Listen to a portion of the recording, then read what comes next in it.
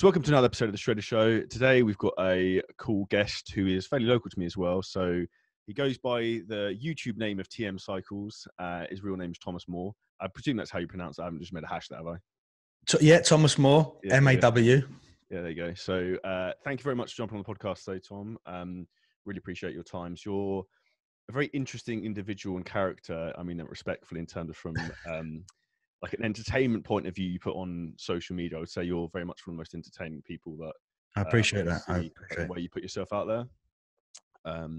But with a combination of education alongside that, which I think is very unique and real. So is that something you've always had, that sort of character?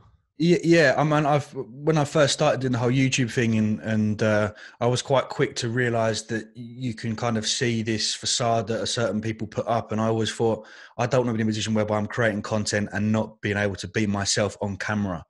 So it was very much a case of like, this is it's very cliché. This is who I am. But at the same time, it was like I had to understand that there's going to be certain people that aren't going to like me or like what I stand for, like how I come across, which is fine. You know, that's just life in general. But it was always that kind of combination of kind of injecting some relatability into the situation, as well as from an educational standpoint as well. So yeah. 100%. I think it's one of the things you referred to there is that, and we'll come on to this in a minute, is that one of the most difficult things that people find, I think, with anything in life, would be social media, fitness, business, is like ultimately you have to realize not everyone's going to like you, and if you want to be successful at certain things, then people are just gonna give you shit for no reason anyway. It's just the world we live in. 100%, absolutely. And people, and what you're seeing nowadays is that sort of that chase, whereby people are openly kind of not being themselves or not being their own personality for the sake of business. And I think ultimately it's quite sad because, you know, the human brain and emotionally, you can kind of only withstand that for a certain time before you're just going to end up folding, you know? 100%. You're living a lie almost. Do you know what I mean? 100%. Absolutely. And I see this all the time we were speaking about briefly before we came on about the fitness influencer game. And like I spent 3 months in Dubai at the start of the year, and I just I couldn't even train in Banouche gym by the end of it, because after like a week I was just, I can't deal with this anymore because it's just pissing me off. But yeah, I mean that was sort of similar situation with me and my back. I'd just done a 20-week prep, so it's like in my mind I was like, oh, let's have a nice little break, but it was like the ferociousness of a 20-week prep, like into 4 or 5 days in Marbella, where it was like, I think I'll probably fly back out there, but the next trip will literally be get back into a routine, wake up, cardio, have some good food, and not be like, I've got to vlog this, I've got to take a picture of this, I've got to almost be TM Cycles, you know, because there's this pressure of me going out there post show and looking a certain way, and if I don't upload pictures of me at a beach club or drinking expensive alcohol, then it's like, well, hold on, what are you doing out there? Do you know what I mean? So yeah, it's an odd world to be in sometimes. And for you in Dubai, that's one area for me that has stopped me from going over there. I don't think it's as bad. Is it as bad as Marbella? Yeah, it probably is. They're both the same, really. It's same shit, just in like packaged differently. Yeah, I mean, that's like Ibiza. Ibiza is actually quite nice because it's just, you know, it's not really like, it seems like Ibiza is now turning into a bit of an influencer island. But yeah, that's why I like kind of just going over there and chilling out for 4 or 5 days. 100%. And when it came to you, so something I found very interesting about you, you've got very similar backstory to me in a lot of respects. So a lot of people don't know this, or anyone who's followed me for a while will know this. I left my full-time job 2.5 years ago, and I used to manage a branch of an estate agents. And I know you went down a similar route of, obviously you worked full-time for a proper business, and then you left and went on your own. Do you want to talk a little bit about that? So I maybe some of your listeners may know I worked for Shredded by Science, which is now the PTC, Personal Training Collective, for Luke Johnson. So it was at the time where I was at GNC, and I was working, I think I was doing 6 days a week at GNC, and on Wednesdays I had off, and on Wednesdays I used to go into the offices in Shoreditch and edit vlogs for Luke, for Shredded by Science, to the point where I remember reaching out and saying, Luke, why don't I do this full time? Like, why don't you just employ me Monday to Friday? I can do all the content creation, edit your vlogs, do Instagram posts full time. And he was like, yeah, sure. So that was like my way into kind of a full time job doing what I essentially love to do, which was videography. And I did that for about a year. But as you know, you kind of get to that point whereby your own work is almost taking over a little bit too much. And part of me felt bad because the quality of work that I was giving to Luke was dropping off a little bit. So it was at that point where I said, I think Luke went away on holiday, and I messaged him saying, look, when you get back, I think we need to have a little bit of a discussion. He did 100%. I could see it coming. And it was more of a like, be free. Like, you know, like, I get it. You do your thing. And you know, we're best mates now. I'm very supportive still. And I push the PTC all the time because from an educational perspective, they are unbelievable. You know, the courses they run, the personal training qualifications they do, I will always be very supportive. So we kind of we left, but we're building each other up still. And, yeah, it was good. Like, yeah, similar position to you. We kind of ate shit for a few years, and now we're in Gary V terms eating caviar. Even though, yeah. Our interest. That's a great thing it brings up. So, who were big influences in you in terms of mindset with, I don't know, your content and how you went to be free in that respect? If that makes sense. It's. I was asked this before, and it's only recently that I've got into kind of reading about kind of mindset and about, you know, I just started reading or finished the Atomic Habits book. That's been fantastic. I've just started reading Grace Beverly. Yeah.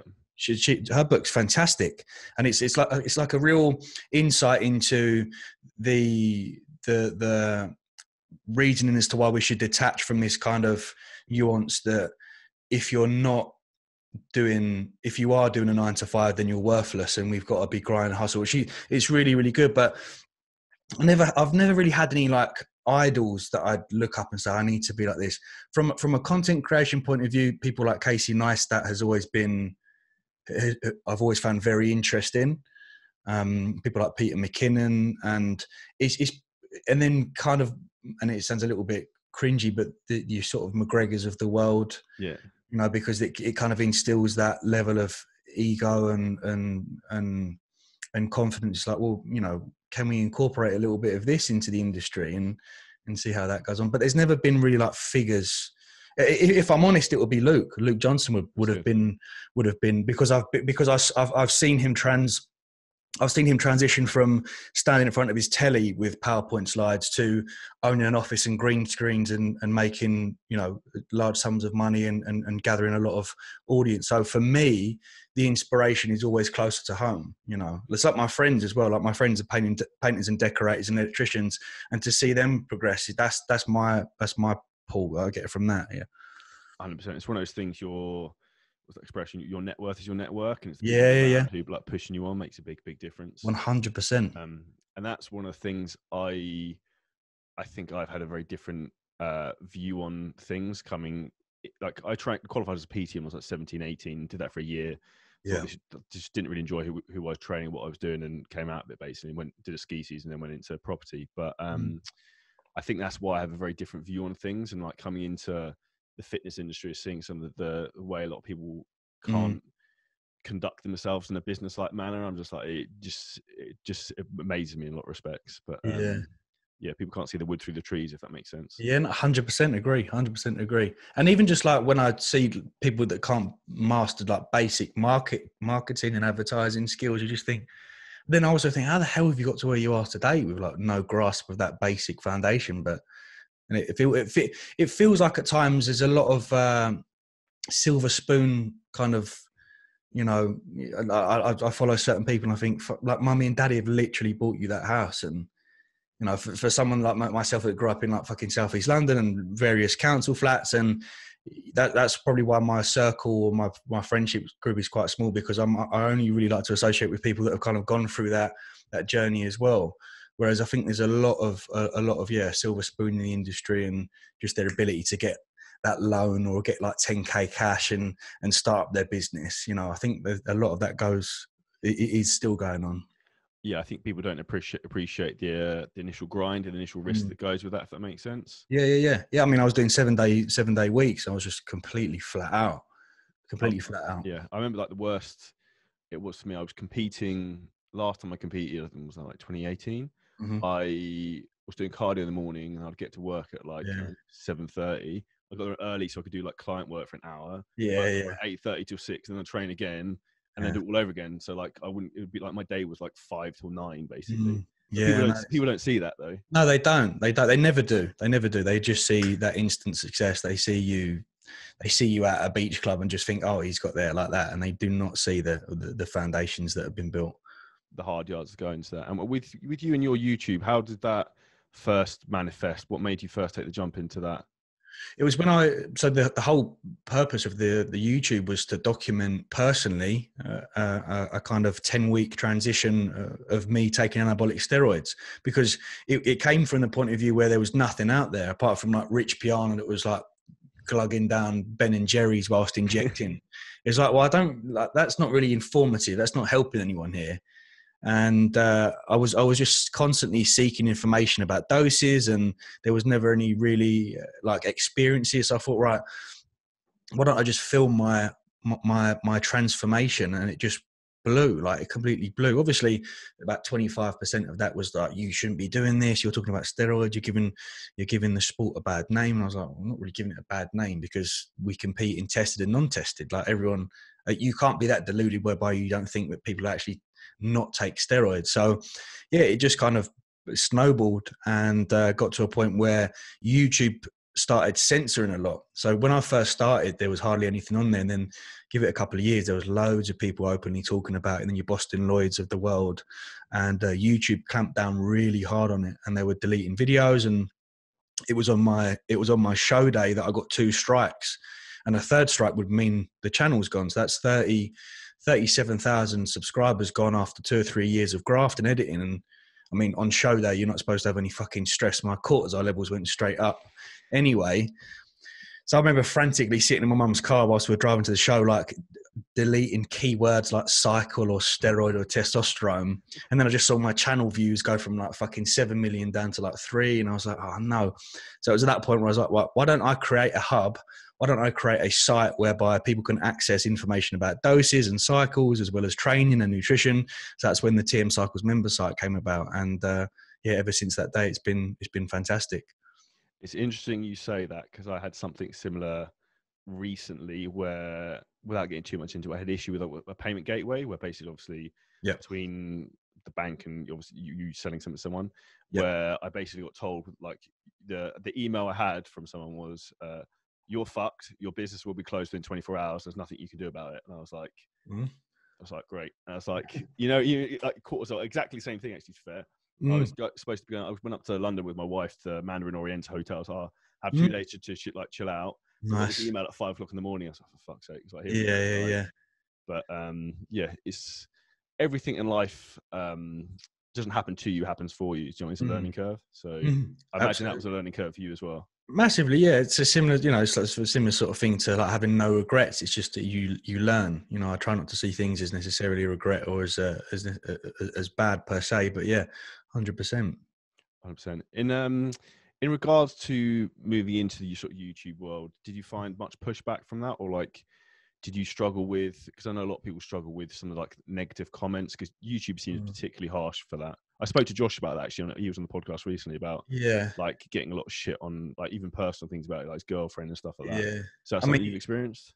Yeah, you should see the Reddit posts are even worse. Someone sent me a link and was like, have you seen this? And I was like, fuck me, they're actually really going in on me here. But I'm at the point now where I've been doing this for coming up to 10 years. The skin is thick, it's not, and if it goes personal, it's like, well, like nothing's going to happen here. No one's going to come to my front door and anything. And if they do, then it will get dealt with there and then. But then there's no.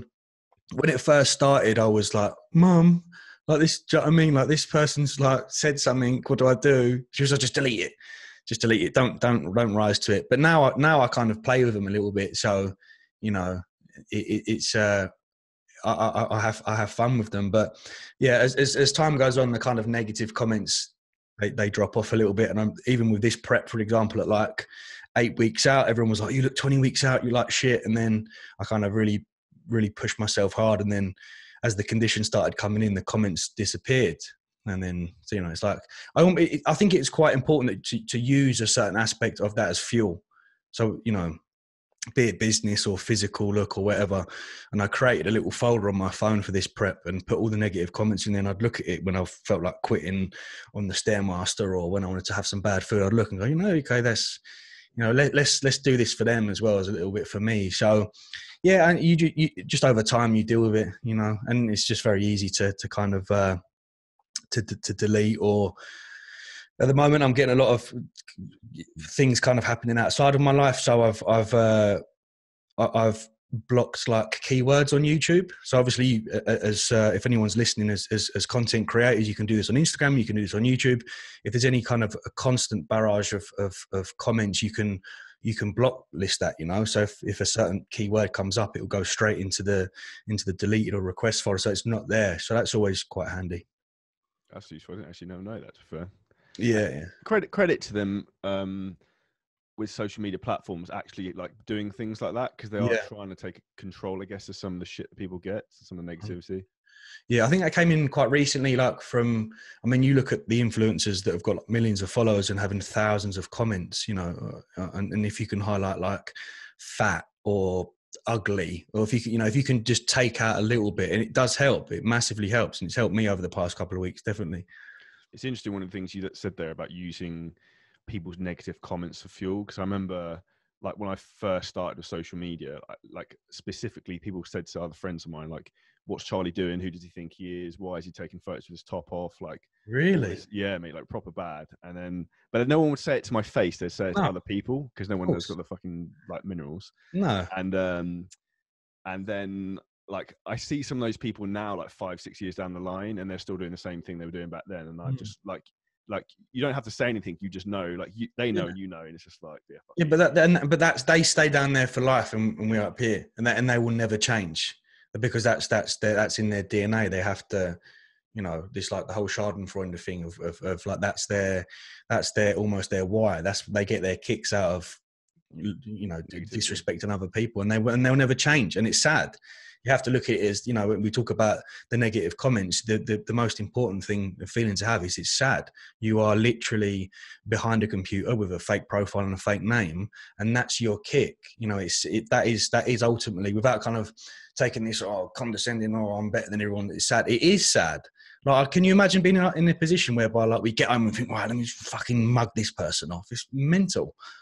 That's one thing I always think about, is I think about how bad that person's life must be for that 100% for them to have to lash out, because ultimately it's people's own insecurities and own issues that comes to fruition in that respect. 100%. And like, I would never be. There's times whereby if I found something that I didn't agree with on Instagram, I'd comment, but I'm commenting as Tom Moore, as yourself, yeah, and they can see who I am. I'm not hiding behind a fucking fake platform or fake username. Sorry.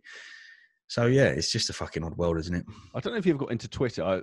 That's one of the worst ones for that. I did. Yes. Yeah. I used to tweet. I used to use Twitter as a platform to kind of pull studies and Alan Aragon. I used to have his research review each month, and I'd highlight like a study about protein, and I'd use it. But the followers started increasing on Twitter, and just like people really don't give a fuck on there, do they? Like, it's and what's worrying about is on Twitter is they are actually using their name, so it's not really fake. It's like, oh shit, like it's bold, like John from Sig Cup is actually tearing into me here, like fucking hell.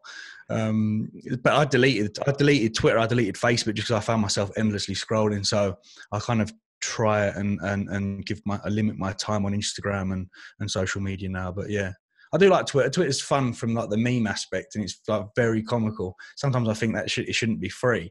But it's a mad old platform, that one. What's your opinion in terms of, one thing I think is interesting is how is social media manipulating people's brains, in particular younger people now as well? So how old are you? I'm probably a bit old, a couple of years older. 27, I am. How fucking old. I'm 31. So like Instagram and Facebook was just sort of starting to come in as I was like 17, 18. But like, God knows, being a kid at like 7 and then having Facebook and Instagram, we're like, how that affects people's emotional and social relationships, I don't even know. Hugely. That's like Sapiens is one of my favorite books. and they talk about how even to this day, our brains as humans, we're just not ready for this level of influx of comments and people's opinions. So we're tribesmen and women. We're used to a close knit group of 10 people, and we go out and hunt and bring back food. Our brains haven't developed yet to take on board not only the response from other people, but the technology in the sense of how quick it's expanding. It's just not. We're just not supposed to deal with it, and that's why we're having such severe implications of mental health now. And even with me, with like 30 odd thousand on Instagram and 50 odd on YouTube, there's been positions whereby I thought, fucking right at the bottom of the barrel here. And I think how the people with 100,000 followers are coping with this onslaught of constant, not abuse, but just opinionated. So everyone's so opinionated nowadays. That's one aspect that I can't stand. It's like it is. One thing I don't like with Instagram and social media in particular is the fact that we're just supposed to take it because we're on it. Like, oh, get over yourself. Like you're putting it out there. It's like, well, I am. I get that. I get it. I'm on social media, so I am open to criticism. But you don't have to necessarily give me your opinion. I haven't asked for it. So that's one area in particular that I've kind of struggled and up and down a little bit. I think being honest, I think everyone's been through that, and I think anyone who says they haven't is lying. And I think one of the things, not to go off topic on this, but this is one of the things I'm so frustrated about with the COVID, which is bullshit in my opinion. People can disagree or agree. Everyone's welcome to their opinion, like we just said. Yeah. The number one killer of men under 45 is suicide. Yeah. Yet we're worried about fucking COVID, which isn't killing, like realistically, it's not killing anyone. No. Yet why don't we like deal with the real like elephant in the room? Do you know what I mean? And I was massive when it first started, just highlighting the issues about obesity and diabetes, and it was just. And to be honest, I think a lot of people will agree with our stance. I think a lot of people agree. Even like the profiteer, I've just gone to Marbella and spent about fucking 300 quid on tests. You know what I mean? You think, Jesus Christ, like PCR here, PCR there. I've got to do a day 2, a day 5, a day 8, and it's like. If I, and they're using the fact of the vaccines as a chance to like, well, if you double jab, if you double jab, your freedom back. Yeah, and I was like, no, I've got my freedom, like fuck it. But yeah, you're totally right. You're totally right. I had the same thing when I came back from Dubai. I had to go to Turkey I was supposed to go to Marbella. They denied me boarding the flight, even though I had the correct documentation. I had like letters saying my family lives there unwell, my dad's unwell, I needed to go for medical reasons. Yeah. Turkish Airlines wouldn't let me fly. I then had to, so I was supposed to get a connecting flight to Istanbul. So I'm in Dubai airport at 4:30 in the morning with all my shit. And I'm like, I'm going anyway. They wouldn't let me board the original flight I was supposed to get on, which I'd already paid for. I had to repay for that flight for £1,000. They just rinsed me. And then turn up in Istanbul, had nowhere to go. So I had to like deal with all that shit. Yeah. And yeah, even when I actually got back to the UK after being there for 10 days, had things like the police turn up at my front door looking for me just to make sure I was at home. And you proper feel like persecuted. Like, yeah, of course. I mean, they rang me yesterday and I was like, yeah, I'm here. But it just feels insane. I feel like I'm on tag. Like the simple task of me going away for a few days, I'm being felt like I'm on. Yeah. It's insane. That's the scary thing of how quickly the world can change, because if someone said you were having that conversation 2 years ago and that everyone would be wearing face masks and double jabbed, you'd be like, from fucking Mars, what are you talking about? But and I think what's more worrying is how the people are genuinely in fear and will do anything. Like, and I think if there was like a lockdown this Christmas, people go, okay, yeah, it's the right decision. Like, no, and it's like this whole Boris is doing his best. You know what I mean? Like, people just absolutely fold and give in, which is crazy. Absolutely. I mean, me and you both are the likes of Dr. Dean, you know, and I very much stand beside him with his stance on certain things. But yeah, the like literally people are bending over and just fucking taking up the arse at the moment. It's mad. But this is where it gets even worse. So on a podcast, you can say what the fuck you like, but I won't comment or put anything on Instagram, Facebook, or anything because I don't want to get fucked on my account for doing that. Same. And so I won't comment. Like, people ask me questions like about having vaccines. I won't say anything anywhere about this because I know what happens when you do that. Mhm. It's like you speak against it. Like Mm. you're gone. They'll shut you down. Yeah, I was shadow banned during the whole COVID. The first thing, my followers just did not move. And then the shadow ban lifted. It was like, dum. I thought, like, I'm in a position whereby I can't really talk about it because of my own business. It's fucking. But that's again your freedom of speech being Mm. held back against you. Yeah. And this is going way off topic, but then it also makes me think, like, why are all these big tech companies trying to stop people talking about? What are Yeah, they yeah, trying to yeah. cover up behind? Of Like, course. not necessarily into conspiracies, but the numbers don't add up, in my opinion. No, of course not. But yeah, that's horrendously off topic. But in terms of obviously your progress over the last few years, what do you say has been the biggest challenge for you so far with that? Do you think it's the mental aspect of that, trying to keep your head straight? And Yeah, because that's a De- never-ending battle, really, isn't it? yeah. I mean, I think that's something you're always going to have to deal with is your own kind of psychological issues and psychological battles of what's going on. I think this prep was very tough for reasons outside of it, relationship issues and things like that. So to deal with that and its own entity is very difficult. But then throw a prep on there with an additional increase in pressure because it's sort of your last one, and there's a lot of pressure on you to beat the previous self. It's tough. It's like a pressure cooker. It really is. And yeah, so I would say the biggest thing for me is the kind of the psychological issues and the kind of what next. Even coming back from Marbella now, it's almost like the bubble has burst. Like, fuck, I've actually got to. I've got to now put in some groundwork, but it's exciting. It's very exciting. I think it keeps you on your toes, and it is good to a certain degree. But yeah, definitely the psychological pressures and issues surrounding that.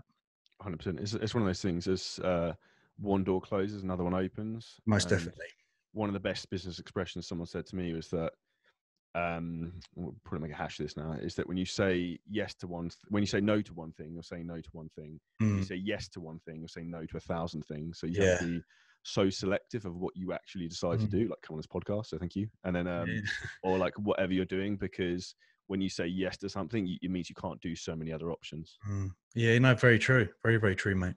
And you must have the same thing. I get people like everyone's an idea fairy in the reality world. Oh, why don't you start a supplement company? It's like, do you understand how much work that would be? Oh yeah, like, I get that a lot. I get that a lot in the and I work for De Novo supplements, and to see the sort of money and time and effort it goes in for just like the simple task of like a run of pre-workout, and it's very hard to even break even and start profiting from making a supplement. So yeah, there's certain areas and aspects in business where you have to be smart and not just because I think it's the norm, isn't it? It's like you go into business, you go online coaching, followers increase, clothing, supplements, the PDF. So it's like you don't just follow the path because that's the narrative of what you're supposed to follow. Follow what you want to do, and that's very much what I'm doing at the moment with this kind of new almost rebrand.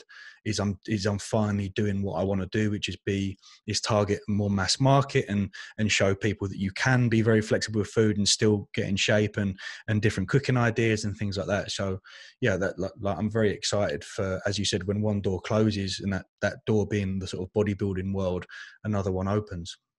I have to say, all credit to you for that, and I had a lot of respect when I saw you had said you were changing from that, because I think it's one of those things. I see people all the time, and I know you will do as well, they're competing and they're in this like rat race of fitness, but they're not really going anywhere with it. No. It's not even their career. Like, not that. No. Like, it's not their career. I'm just like, not why are you bothering, but sort of why are you bothering? Do you know what I mean? Yeah, cool. Because I said, and this is like when you rock up to a show and you just see people, like, this is their life or death for them. Yeah. And you think if you had a car crash tomorrow, you're fucked because there's no business. Like, I think a lot of people see like, I've got to go all in on bodybuilding. And what's quite interesting to see now is that quite big names in the fitness industry that are just bodybuilders are now realizing that and go, shit, I need to pump some time and effort into content creation, in the sense that if I fail on the bodybuilding stage, at least I've got this to fall back on. So and I'm so glad I'm detached from that. It's very, very toxic, and it's subjective as well. So from a kind of psychological aspect, you're spending 20 weeks in a prep and you get on stage, and for the judges to go, I'm not really feeling that physique. You think, fucking hell. It's hard not to take that personally, isn't it? Yeah, very hard. Very, very hard. Even those with the most thickest skin, you spend 20 weeks giving everything into it, and for the judges to say, I'm not really after that classic look. You think, oh, for fuck's sake.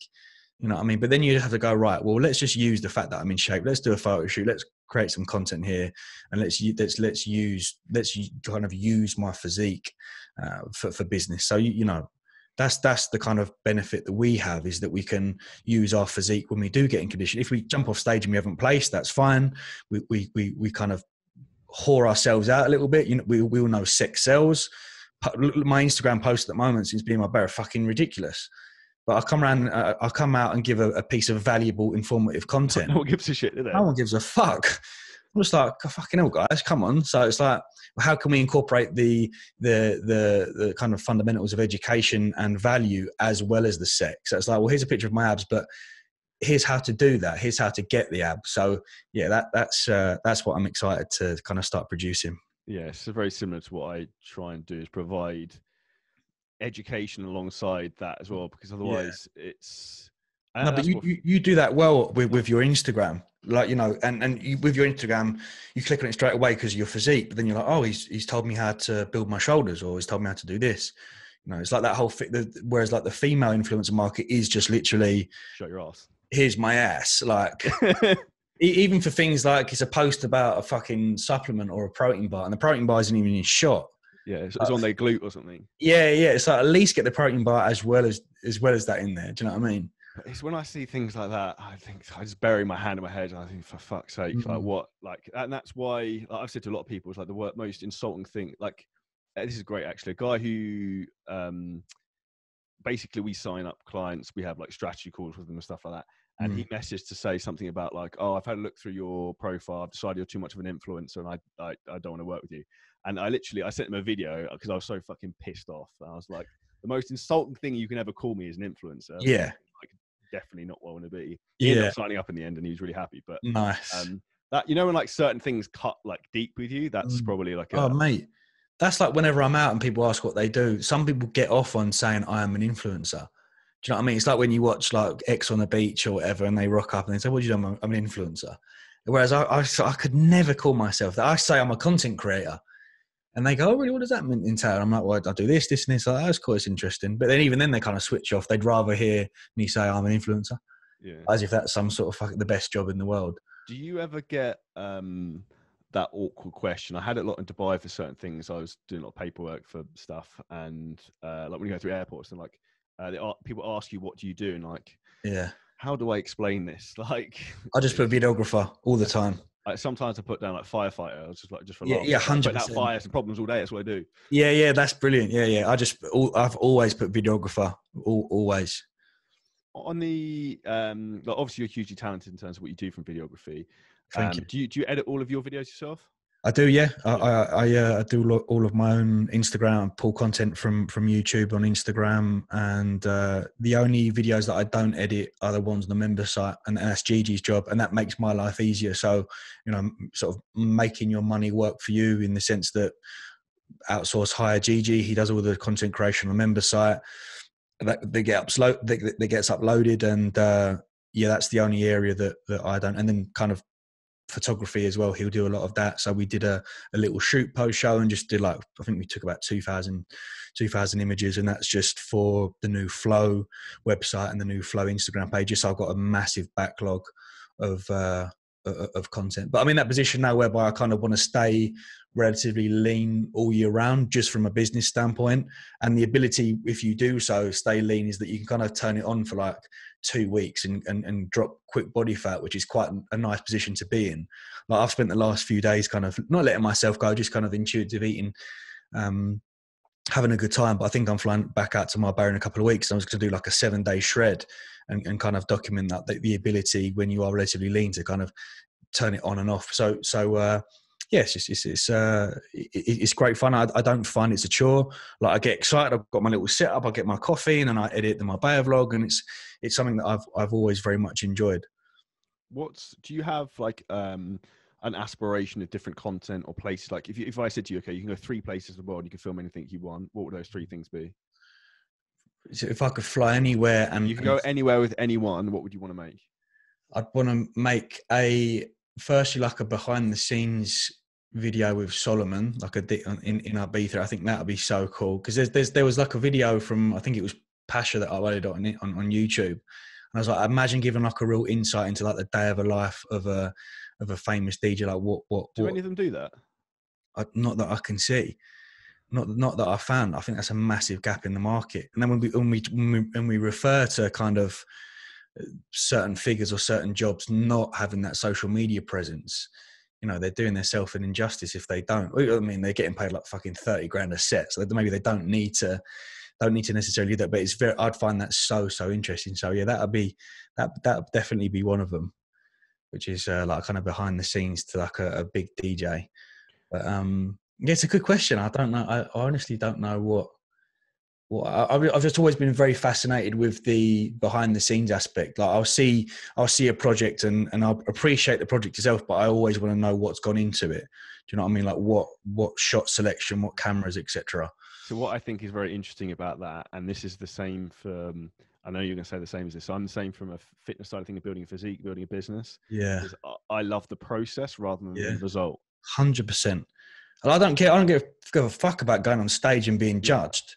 Like, fuck judges. Like, who the fuck are you to tell me whether I look good or not? I feel good. So fuck your opinion. But the 20 weeks leading up to that and what the 20 weeks of prep allows me to do from a business standpoint in terms of structure and routine, I love. And every time I create a new business, like I almost want to get the camera behind my shoulder and say, look, this is what's going into it, because no one sees it, right? No one ever sees the hours of hard work, and no one sees me sitting on an airplane for 4 hours writing down what content and how I want my Instagram to be laid out. No one sees. They just see the final product.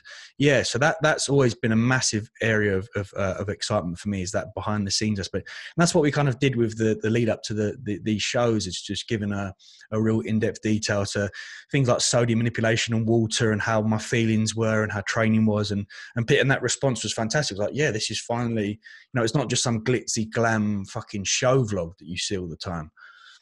Yeah, I think there's sometimes like, obviously you have a lot of that, but there's a lot, like, sometimes too much cinematic and sometimes enough to like raw and real, if that makes sense. 100%.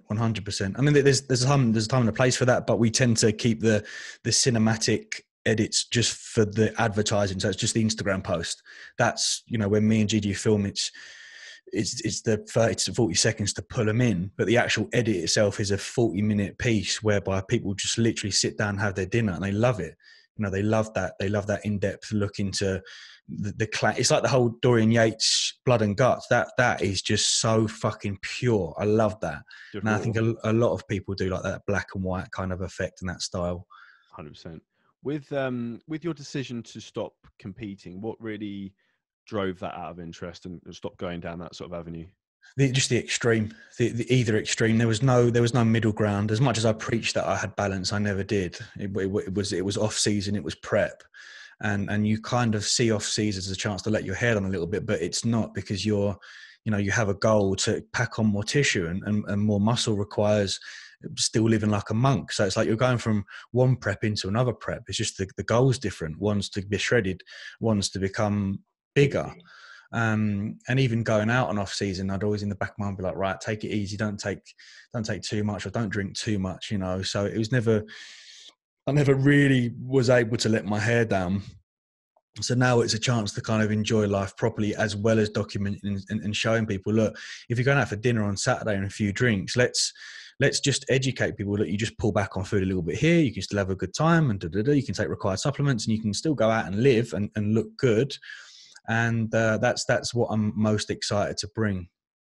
I think that's one of the biggest mistakes that people make when they're starting a fitness journey, whatever you want to call it, is that they think it's that all or nothing approach, which obviously with at that end it is. But when for 99% of people, they just need to focus on like being consistent rather than being perfect is the biggest mistake, I think. And that's where people get stressed and overwhelmed, and they're like, fuck this, can't do it anymore. 100%. 100. That's why I'm doing a very, very big survey, because I just want to take on board as much information as possible from people of what they struggle. So like, what is it that you find so hard with dieting, and what is it that you find so hard with training?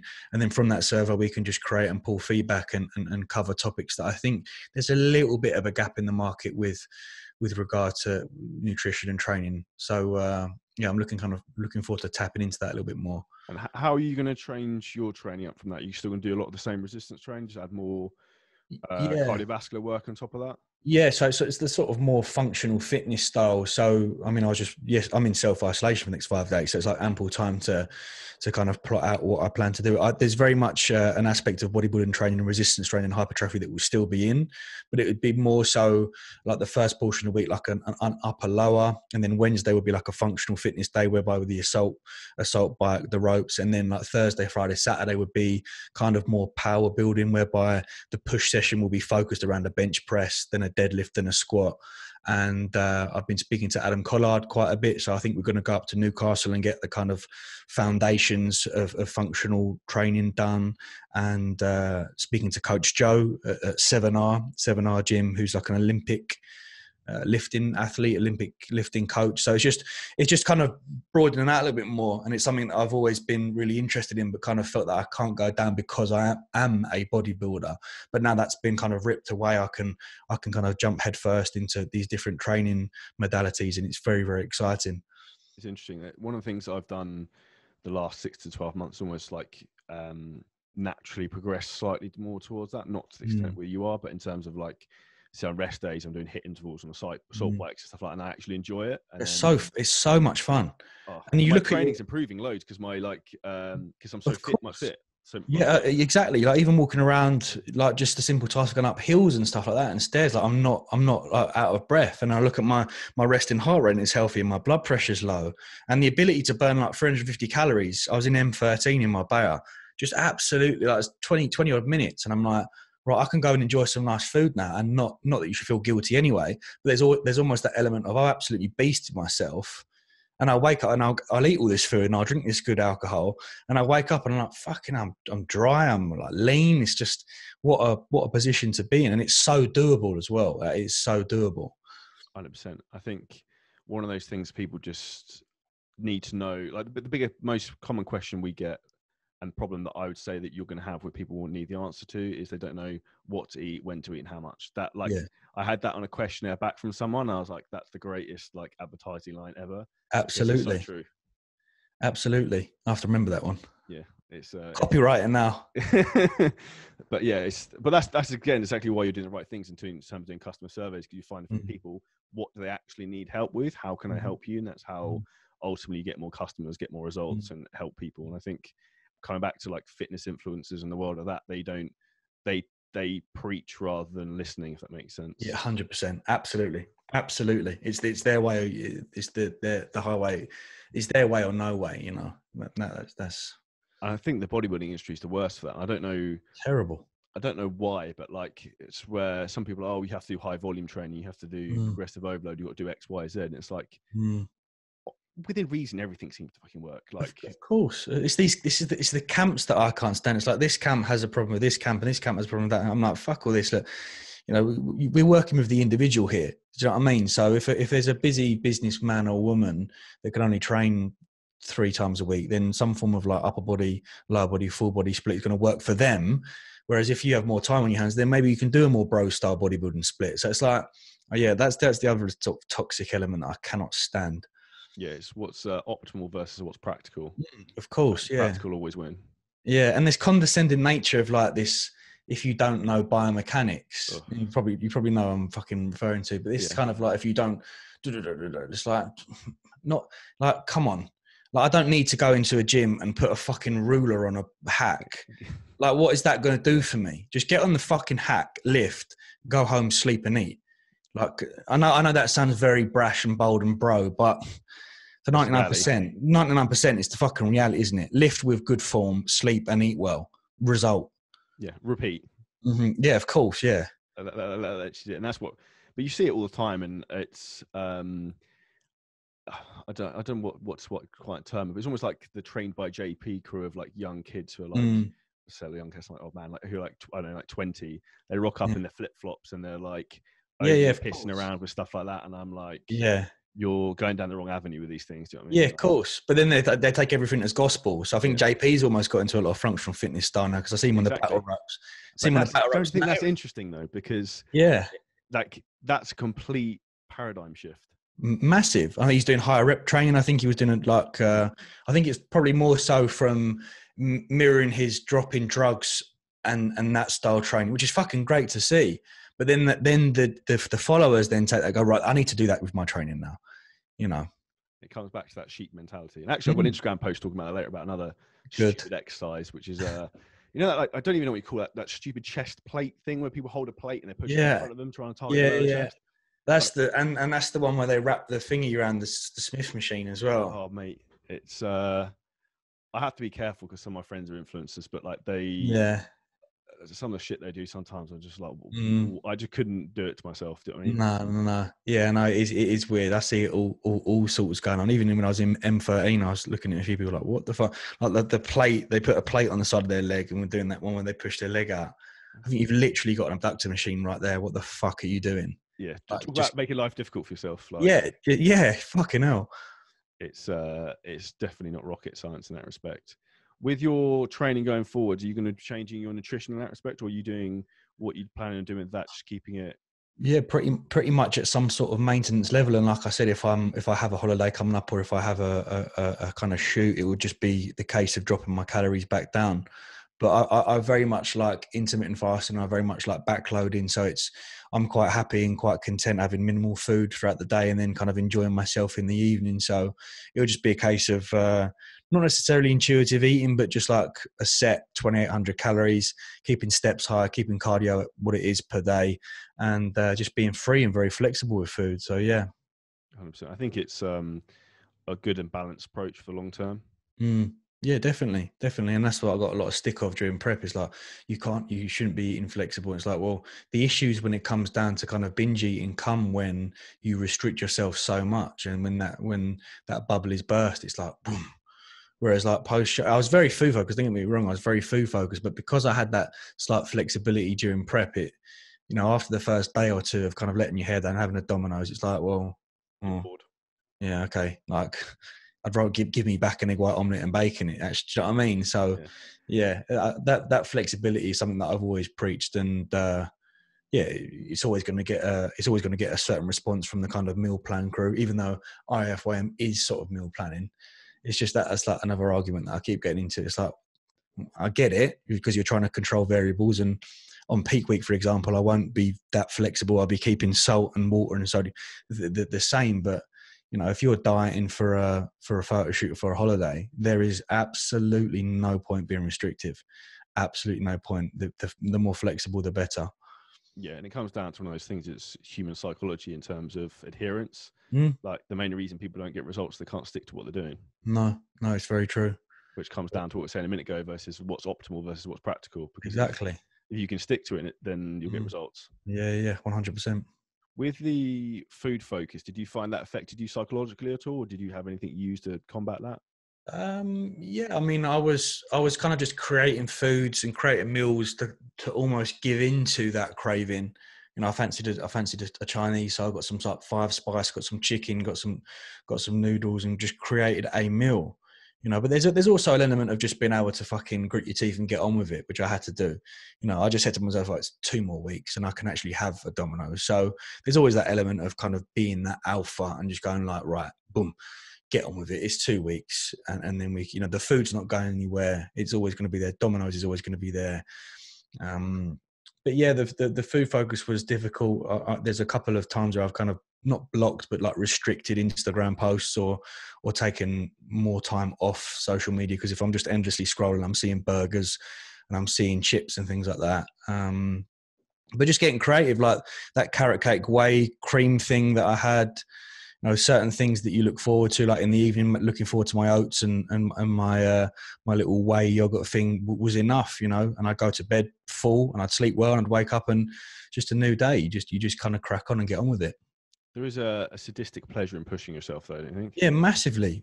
And I felt that on the Stairmaster. I almost didn't want to get off, because getting off meant that I was back into that kind of world of food focus. I was almost in my own bubble within a bubble on this Stairmaster. So yeah, there's definitely that element which I quite like. It's the beauty in the process. Yeah. If you're into reading, there's a book I'm reading at the moment. So first, have you read Relentless by Tim Grover? No. Okay, I'll make a note. That, and I'm reading his latest book, which is insane. So are you a Kobe Bryant fan by any chance? Yeah. So it's a book called Winning. So Tim was Kobe's trainer. He was also trainer for Michael Jordan. He Okay. talks about like the winning mindset, and his book is insane. Like I What, read, what's that called? it's called Winning. Winning. It's insane. Like, I read like a chapter every night before going to bed at the moment, and it's like literally the nuts. And like Perfect. when you start reading through it, it just amazes you the level of human psychology, and you can also see how people who are very driven individuals, how they end up successful, because it's just the same process as just being relentless and not like giving up, and shit goes wrong Perfect. all the time, but you just got to keep going. It's Yeah, yeah, really, yeah. really good. Really, really good. Fantastic. I need some material. That Perfect. that would G you up big time, 100%. Good, good. To finish things up, Tom, what's the big plans for you? Obviously, you've got the new products coming out next 3 to 5 years. Where are you going to be? Yeah, so I mean, it's kind of transition, as I said to you before we started. Is pulling myself out of that quite niche bodybuilding world and kind of broadening it a little bit into mass market, and almost incorporating quite a few big names within the industry. Your sort of Joe Wicks of the world, whereby there's elements of these people that I find that there's flaws. So it's like, it's fantastic that we're able to eat this food and talk about it. But then if you were to track some of Joe Wicks's meals and have 300 grams of chorizo, it's like, well, fuck me, hold on, that's 100 grams of fat you've just eaten there. So if we can incorporate some way of kind of educating people on calorie and macro tracking, as well as enjoying food, as well as kind of understanding what training works for them the best, then they're on to a winner. So yeah, I'm looking forward to that, releasing the Flowcast podcast. So we're just taking on board a lot more people, and kind of broadening out of that bodybuilding mindset, and getting people on to talk about mental health and kind of, just real issues and real life topics that I don't think is out there. And we'll look a little bit into kind of releasing cookbooks and then go down the kind of clothing route. But I've always been very OCD and anal. So when I do a project or a task, it requires a lot of time. It's not just like a flash in the pan. It requires like months on end of planning. So yeah, I'm very much looking forward to it, mate. PDFs, just for a chance to people to kind of not necessarily work on a one-to-one basis, but if you want an understanding of an upper lower split, for example, it's there. It takes you through the certain exercises. The members site is changing to a more academy based kind of one-off payment. So it will be, if you want to learn about editing, or if you want to learn about content creation or YouTube or cameras, then it will be a one-off course either done by me or Gigi, and it will be a case of kind of getting on board experts within that field, whereby we'll have the green screen set up, the PowerPoints, and they'll be able to learn. So yeah, I'm excited, mate. Excited for the future. 100%. One last question for you. Have you ever, something that's been hugely life changing for me the last 6 months is working with a psychologist. So I've worked with a guy who's like a performance transactional psychologist who's helped me a lot, because for me, I think one of the big things is if you optimize mental performance, you can optimize everything else you do from there. Have you ever thought about anything like that? Literally the last month or two, it kind of yeah, definitely that aspect. I mean I started journaling probably a few months ago, and that in itself is almost like some sort of therapy. But I've always kind of been fascinated with the ability to kind of offload and speak to people. And I think it's, in this day and age, I think a lot of us are very hesitant to speak about feelings and emotions, and are definitely something that I want to get into 100%. Yeah. Yeah, I think for your new projects as well, be a good thing to integrate into that as well, I think. So that's more from with yourself. That's from. So with me, he works with me specifically. So I do a call once a month with him for an hour, and then he also does a call with our clients as a group once a month as well, which is probably enough.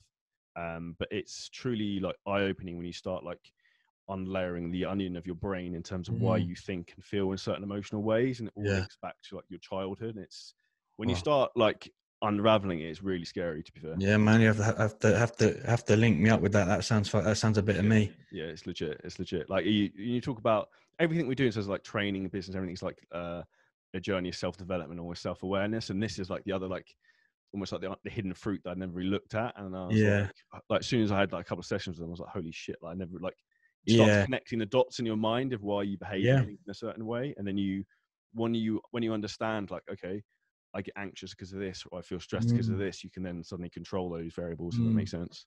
Yeah, I mean, it sounds better than taking fucking DMT and then experience experiencing it through that way and peeling away that third eye. But yeah, no, 100%, mate. Link me up, hook me up with that. And I think that'd be very interesting to not document, but also kind of just give an insight into for other people to kind of understand. I think it's one of those things. Too many men are too afraid to talk about mental health and asking for help with things like that. I think it needs to be spoken about more, I think. Yeah, massively. Even with my friendship group, what's nice about with my friends is they can kind of pick up on when you may be struggling a little bit. Like recently they've reached out and said, "Is everything okay?" And I'm like, not really, but you know what I mean? Like it's good that they can pick up on that, you know, which I'm very grateful for. But I'm not hesitant. So when they do ask, I'll just like, oh no, I'm really fucking struggling right now. And it may, even speaking about it on camera, like for people that don't necessarily want to open up to their friends or family, when I pull up the vlog or pull out a camera and just say how I'm feeling, it makes me feel so much better. And people respect that and they see that and go, look, yeah, you know, it's not all glitz and glam. Like this, the life we are in, it just seems that we're always fucking happy and we're in my Bay Area and we're having a good time.